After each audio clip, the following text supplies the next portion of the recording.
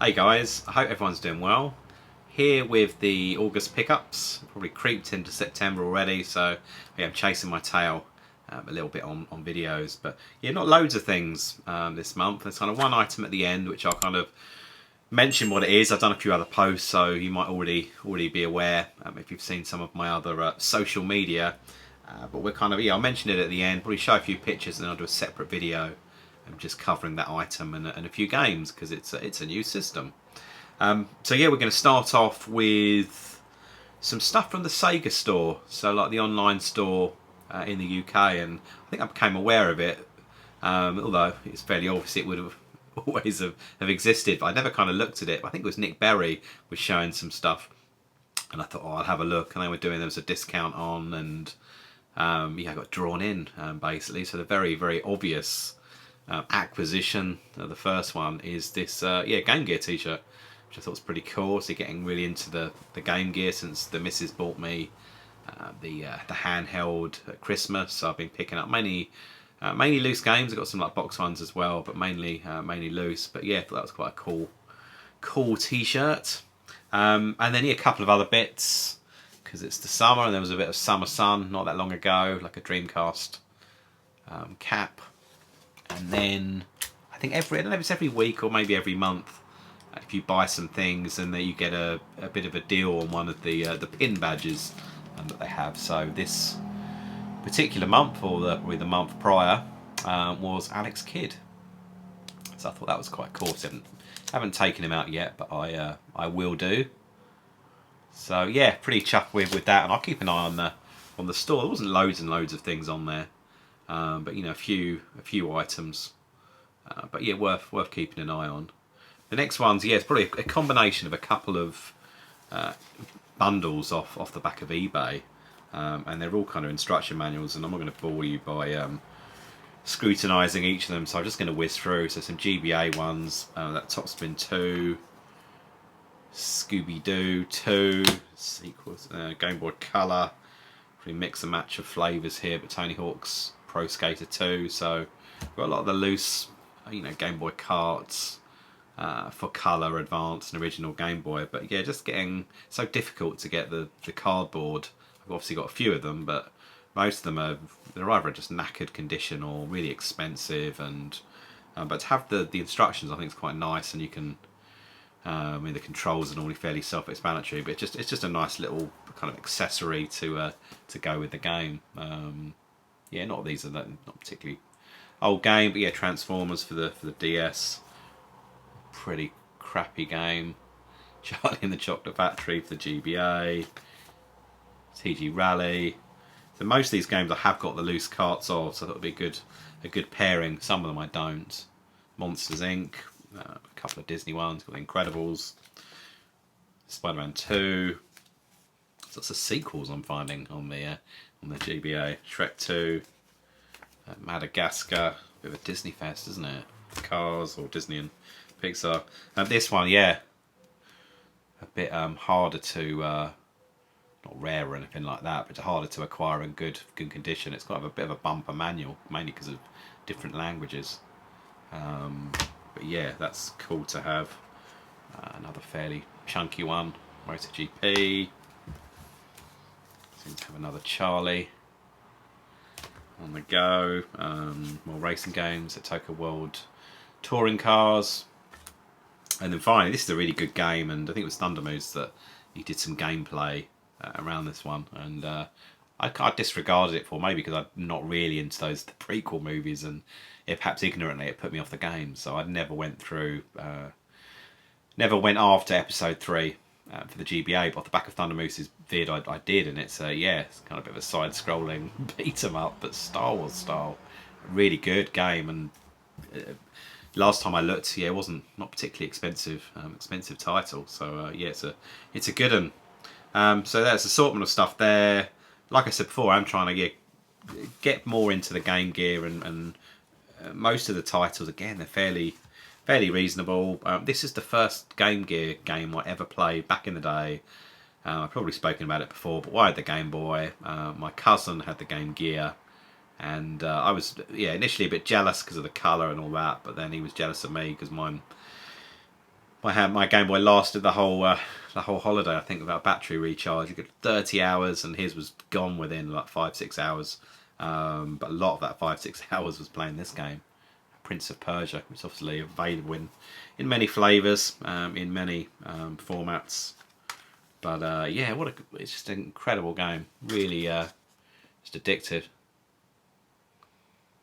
Almost what is, but for those, back in the day, a bit of a get good, play and play again, try and try again, just progress, nudge a little bit further forward. So yeah, maybe inspiration for the Dark Souls, the Demon Souls gang at From Software. Who knows? Or perhaps not. But yeah, a toughie, but a rewarding game nonetheless. And I got this separate from a separate seller, the cart, and then another from another seller. I got the manual, and yeah, in okayish kind of condition. But again, it's quite a nice thing to have. But fairly cheap and cheerful printing. Even like the advertising for some of the other games is literally just typed out. Though we're going to spend any money on images or colour, that's for sure.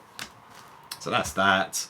Yeah, we had a week. We didn't go too far. We left Essex and just crept up the road to Norfolk, and we were at like this place off the back of a farm in Norwich. And I was going to normally I'd do a summer video out in a bloody field with pickups and stuff when I'm on holiday, but for various reasons we didn't. It was like super scorchy as it was everywhere else in the UK, and I didn't have all my equipment with me, like the tripod, and there was no like Wi-Fi, which was good, but it was a bit of a test, probably more of a test for my son, who just did not get why he couldn't do certain things on his iPad. So that was interesting.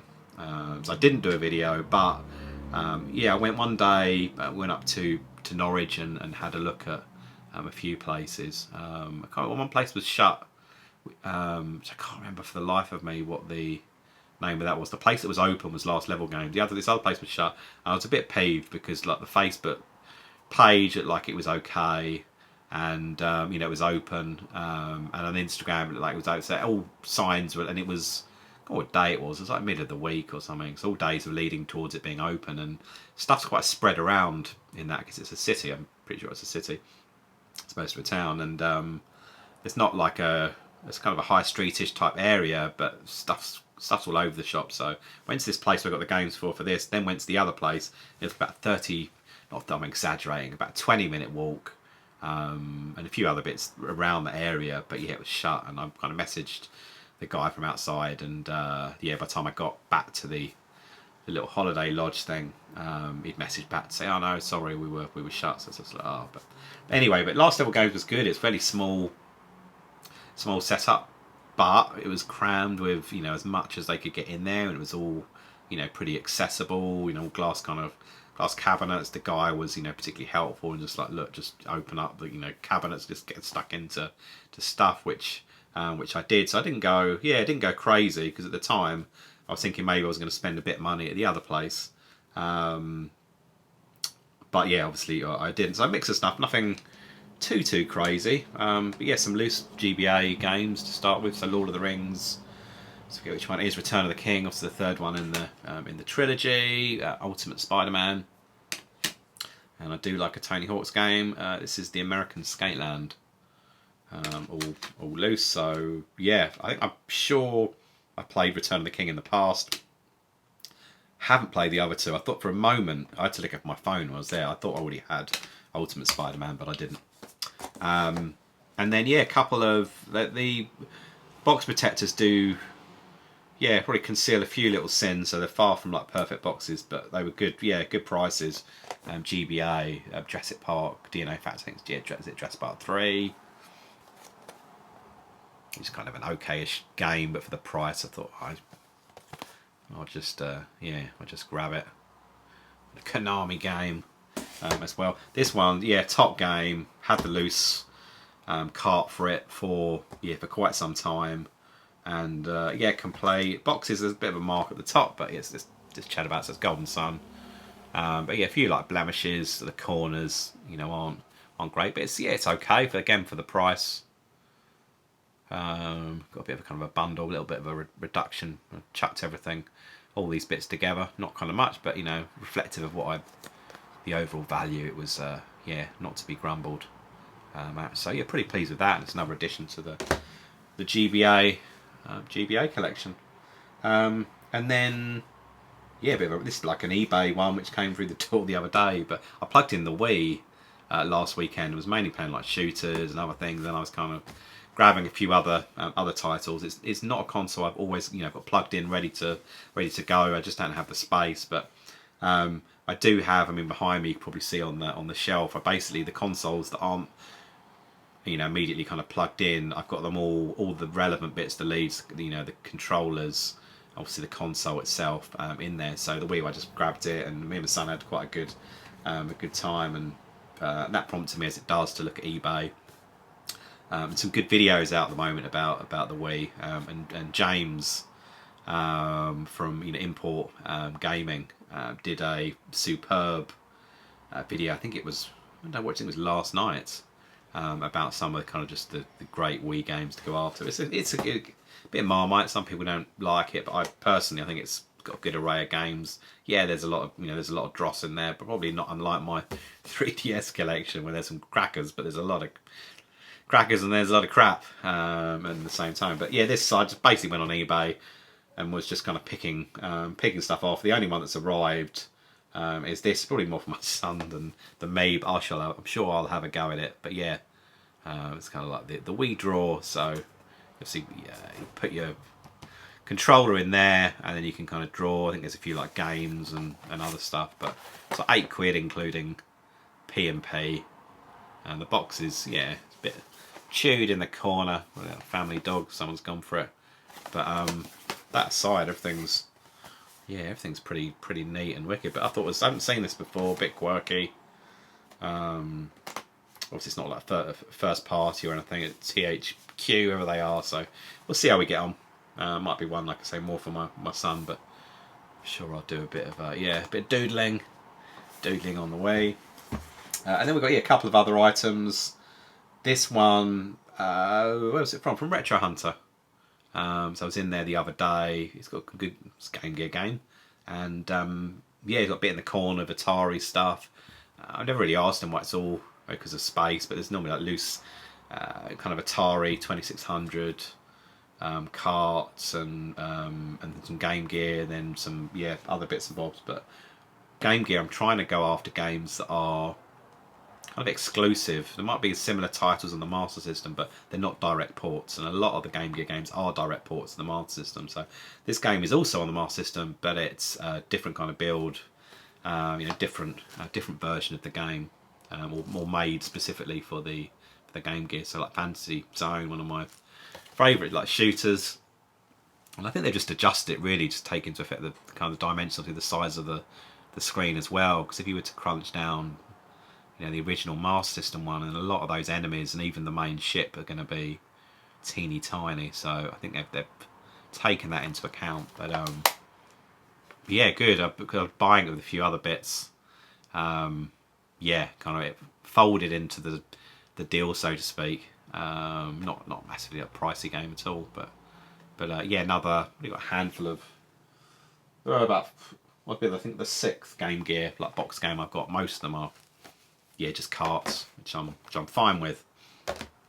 And then the final bit before I talk about a little bit about the system that I've got is a bit of a Ukrainian purchase, and that might give clues away as to where it's from. So I was keen. I've got a lot, obviously, the original games, original box stuff for the Game Boy. But there's a lot of homebrews. There's a lot of people doing funky freeware kind of stuff. So yeah, I wanted to get an EverDrive, and I wanted to get a good EverDrive. So I always pronounce it wrong, but is it Krix, the guy out in Ukraine that does all the EverDrive stuff for all matter of consoles. So he had look up to check out his website quite regularly, and then one popped up for the Game Boy. So yeah, like the X7. So yeah, good on him. Obviously, I don't know if people follow his Twitter at all, but all that shit. You follow the news, you know what's going on in Ukraine. But like first hand, he talks about some of the stuff on his Twitter account. So I suspect it's probably a one-man, small, slim operation, pumping out these units and and other stuff. So yeah, good on him for managing to kind of continue and getting stuff out. I think I've got it handy. Yeah, big old envelope came through Ukraine. My wife was like, well, yeah, what's this all about? But no, really cool. I haven't yet tested it, and to be honest, I'm going to get some memory card to chuck in the top, put a few games on it.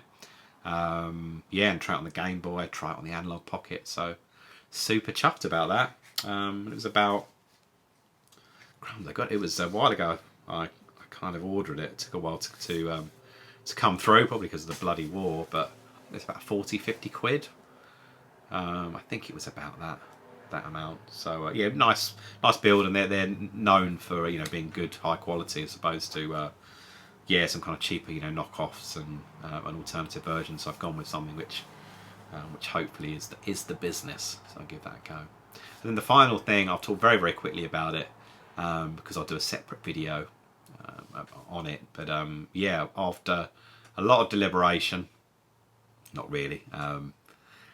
Yeah, I jumped in on. I go straight into it. Jumped in on a Vectrex, and I've been watching Retro Hunter. Ali posted one. It kind of popped up on his Facebook or Instagram, and I kind of looked at it, and I don't think it had any games with it. And there was a few other things going on. I think our washing machine had like been KO'd, and there was a few other things to kind of sort. So I kind of no, it's really not a good time to be getting stuck into that, and you have to get games and stuff. But then more recently, he posted one with 6 games, not boxed. But I'm kind of, to be honest, I'm okay with that. And I know there's a few nice ones out there with decent boxes. A lot of them are kind of battered that I've seen on eBay, but maybe it's because I've just need to kind of persevere a little bit. But so he grabbed it. I'll put some pictures up, but I've chucked it on. I've got a bit of a shelf downstairs. Me and my wife got mainly like books, but there's some like Lego stuff on there, loads of Star Wars related bits, again mainly like books, but you get Millennium Falcon and a bit. So I kind of, in my eye, I was like, it's never going to fit in this bloody room. And I kind of played around the corner, maybe another video, but played around the corner over there, and I got a cheapy cheapy monitor. Was it?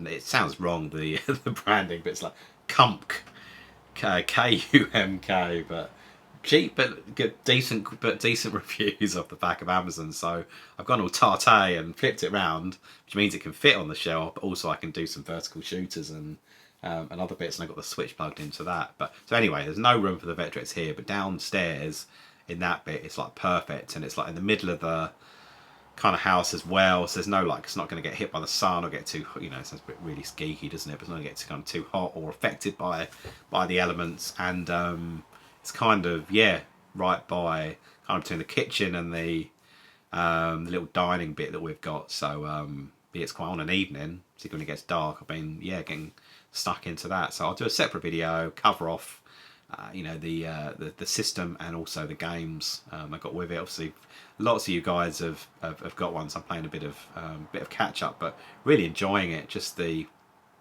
sounds again really geeky, but just the whole kind of the vector element behind it, the CRT, just the colours, the brightness. If you look at it, take the overlays off, and just actually look at the screen in action. My wife thinks I'm an absolute knob, but it's mega to look at. It's absolutely mind blowing, and I only played a couple of the games. There's like I think it's called Star Trek in the US, maybe Starship over here. I can't remember, but like a first person shooter, and you get the ships, which look oddly like the old Klingon ships. Maybe that's the kind of the Star Wars link. Maybe we just didn't get the rights over here, and they just wanted to save a bit of money. But really, really good game. So playing a lot of that last night, in fact. But yeah, I'll do a separate video on that. And we keep saying separate videos. There's going to be another video. I had a really cool meetup with VB Chicken. He was in town, and gracing the southern borders back to Essex. And so I had a great catch up with him and with Billy, Car Strength Gamer. And the dudes, they are a bit like we were exchanging narcotics in the car park of this like festival leisure park place. But we were exchanging retro video game goodness, and he's chucked me a lot of stuff, which I'll cover in another video. Trying to keep these videos semi-sensible length. I think about 20 minutes on this one. So yeah, that is it. I think like channel wise, yeah, off the back of the retro collecting kind of series, the sub count has went a bit crazy for a bit, which was cool. Moreover, on I think it's the first episode, maybe like most seasons or series, people like pick up the pilots and it was still healthy numbers on the on 2, 3 and 4. But yeah, the first one did particularly well. So sub counts looking good. And well, yeah, what other news? So yeah, this weekend on Saturday, I'm meeting up with another tuber that we haven't met before. Really excited about that. And we're going to meeting up in a pretty special place. So yeah, updates to follow after we've had that meetup. And I'll leave it at that for this one. And yeah, like I say, hope everyone's well. All the best. Catch you on the next one. And cheers.